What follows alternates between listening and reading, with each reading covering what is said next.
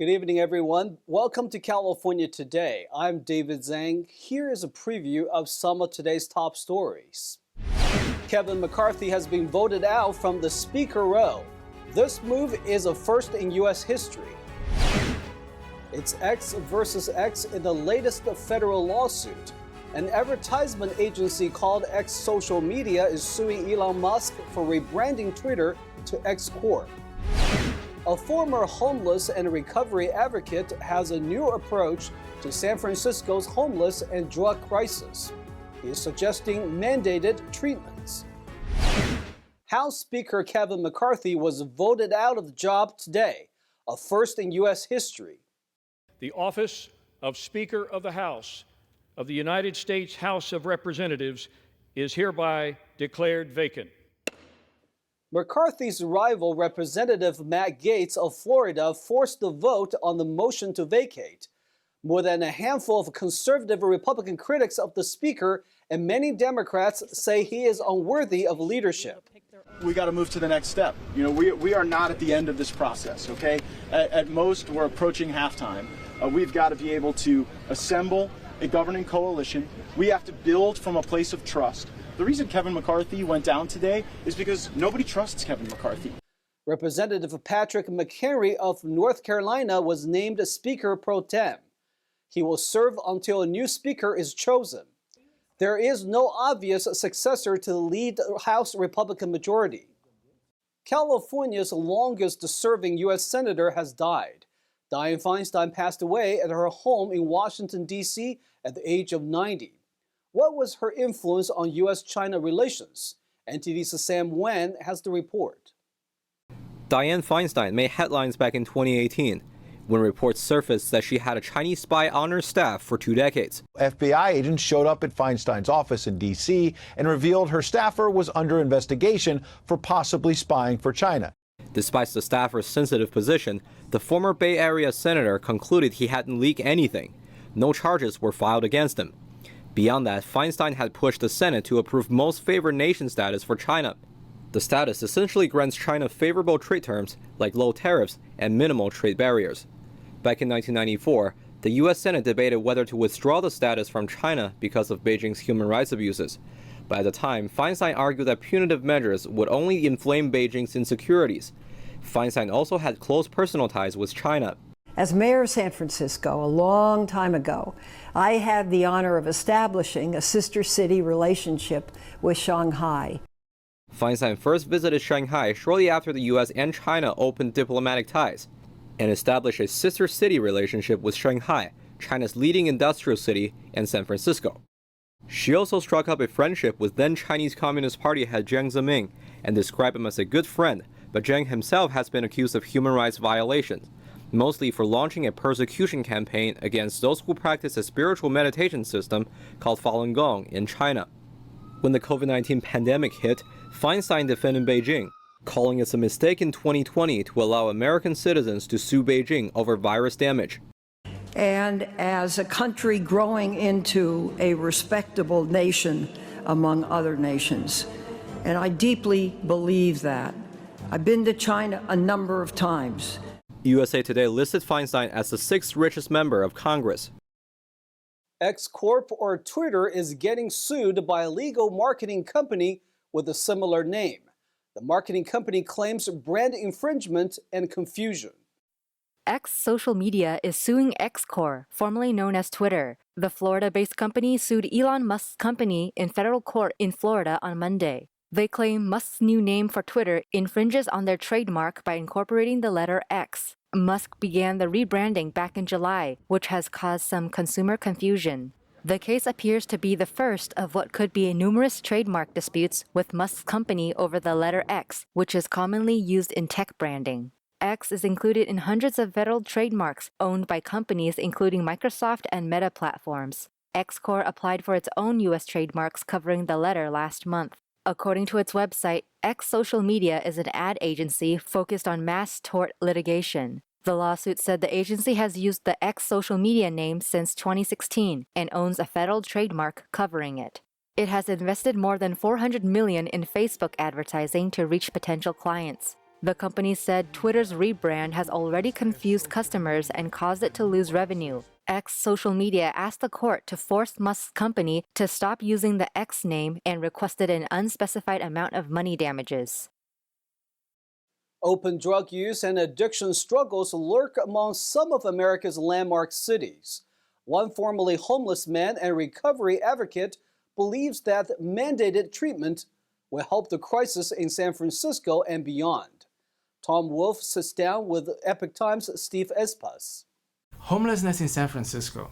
There's reports that it's one of the highest concentration of homeless in the country. What do you see on the streets? Well, first of all, those reports are correct. We have somewhere between 8 and 20,000 homeless people in San Francisco.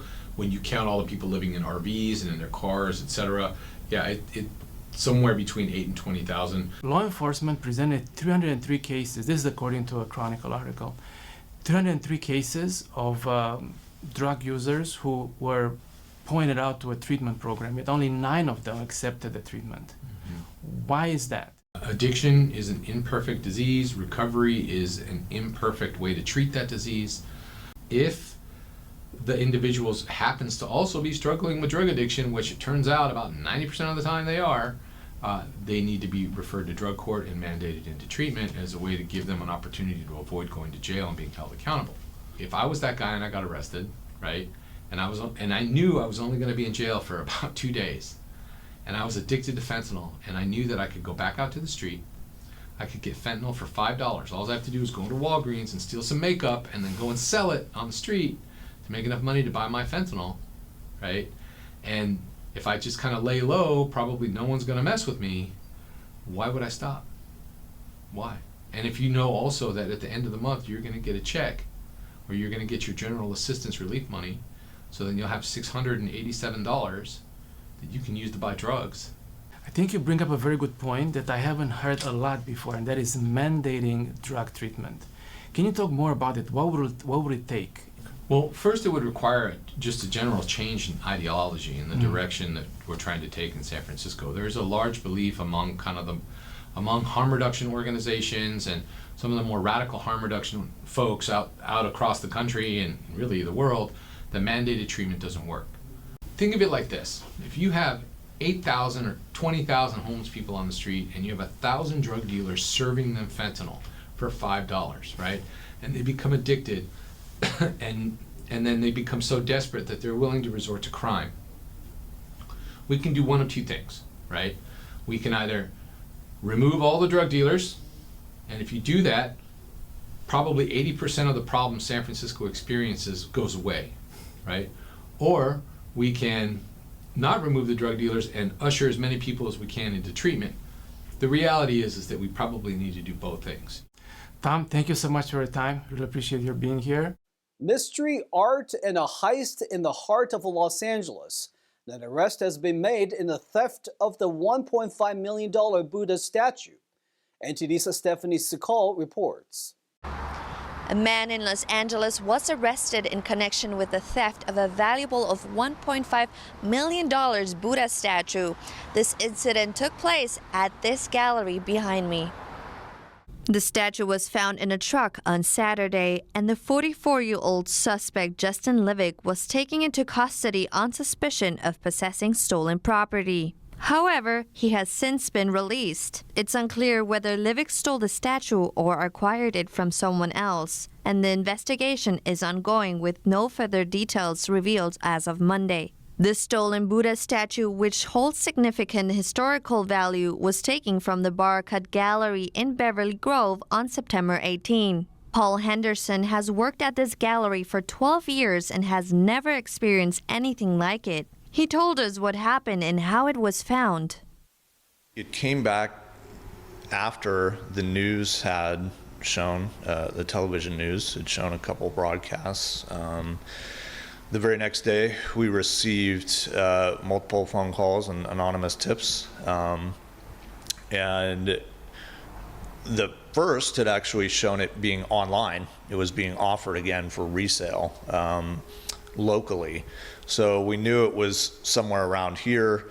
We had a couple more callers contact us and tell us that they actually had been seeing the statue and took some photographs of it. And we worked with the police very closely after that. And within 5 or 6 hours, they had the statue back. And the next day, we had it back in the gallery. This statue was being sold for $15,000 on OfferUp. Henderson shared why he thinks it was being sold for so low. We actually know that he didn't really understand what he was stealing. He was stealing it, it appears, as simply a piece of decoration. And there may even be a tie-in to an actual location where they were going to use it as like a garden statue. Surveillance footage shows the thief arriving in a truck, breaking into the gallery, and using a dolly to load the statue. It all happened in around 25 minutes. The gallery owner, Fayez Barakat, expressed his deep attachment to the statue, which dates back to Japan's Edo period, and stated that there's no other like it in the world. Stephanie Sikal, NTD News, West Hollywood. We'll take a short break now, everybody, but here's a look at what we have for you when we come back. That voice you recognize on the phone might not be your son. AI voice phone scams are big business for criminals. We'll tell you how to protect yourself. AI is also becoming attractive for startup companies, but one investor warns of possible fly-by-night startups that are not worth investing in. A Southern California city has become the first to recognize the legal rights of an animal. Elephants now have legal rights in this city. Those stories and more coming up on California Today.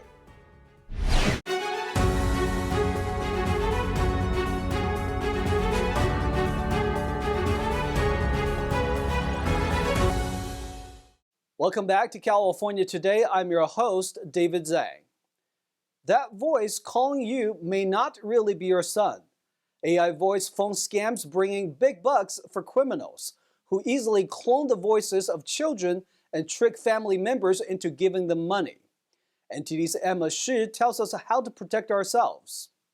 AI phone scams are on the rise. Last year, criminals stole an estimated $10 billion from Americans through these scams. They're ruthless. They're heartless. Cybersecurity expert John Young specializes in fighting these AI phone scams. He says the scammers generally target grandparents, using the voices of their grandchildren to persuade them that they've been kidnapped, that their car has broken down somewhere, or that they're in jail. The scammers then ask for money. A lot of them are from countries where if they make one score for, say, $1,000 or $2,000, they immediately go into entrepreneur mode and they start hiring other people. Suddenly they can hire 10 people do it, and then they have a few more of these successful scores, and before you know it, you have a data center somewhere, a call center with tons of people. Young says many kids have videos on Instagram or TikTok where the scammers can easily find their voices and put them into AI software. In one scenario, the AI-generated voices frantically tell grandparents they've been kidnapped, and then the voice of the kidnapper will come on and order them to send money to a bank account. Ask a personal question.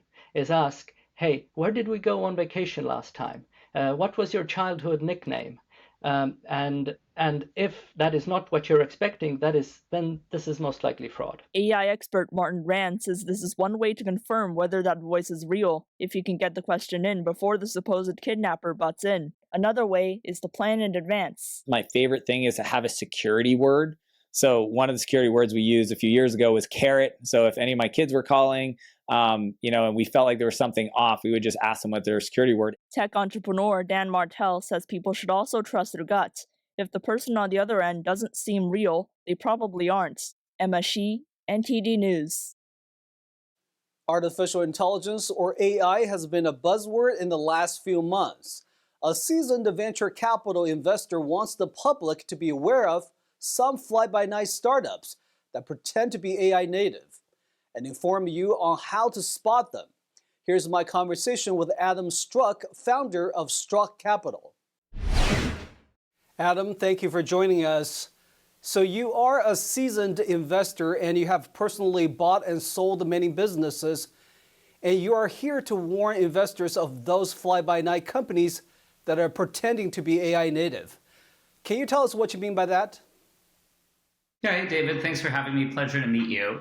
I think anytime you have a very hot space that's maybe clouded by a bit of irrational exuberance, you get founders that kind of just want to jump on the bandwagon. The term that we like to use at our firm are tourist founders. These types of founders are usually more into marketing and articles versus fundamentally executing. They care more about what their company looks like than sustainable unit economics. So I think similar to like blockchain at the height of 21, AI right now is definitely in a hype cycle. And I think it's really important as a VC to really conduct due diligence and make sure you're investing with a founder that's in it for the long haul. So how do you spot those tourist AI companies, and what questions would you ask? Yeah, I mean, there's a lot that we do from a diligence process. We're going to pay attention to total addressable market, core technology innovation, competitive landscape, but we're also going to go really deep on the founders. For example, when they say things like, before finding product market fit, we want to expand to every state in the across all of the US, right? Like that to us would be a big red flag because it would show that maybe they're more into the marketing associated with quote unquote new launches versus actually figuring out a paradigm of sustainable unit economics before you move from one location to the next. What other red flags would you look for? Yeah, I think for AI in particular, investors need to be really careful of what are called LLM wrappers. So what we basically are saying is they're integrating with ChatGPT or some other foundational model, and essentially the product functionality is really nothing more than the LLM itself. Putting a front end over ChatGPT in and of itself is not going to generate robust enterprise value. It's actually going to become commoditized technology very quickly. So sometimes people can play around with the product and feel like, wow, this is magic. But what you actually realize is it's nothing more than just some fancy front end on top of an existing LLM. So in your opinion, what kind of AI businesses are investable? We're more so looking at sort of middleware and the application layer. So for us, like from an example of middleware would be, if you're Goldman Sachs or you're some enterprise with a lot of proprietary data and information, you understand that using a large language model like ChatGPT could add a bunch of efficiencies to your business. But how do you actually enable that in an enterprise grade manner that protects your data, protects your users, gives you the right form of permissioning?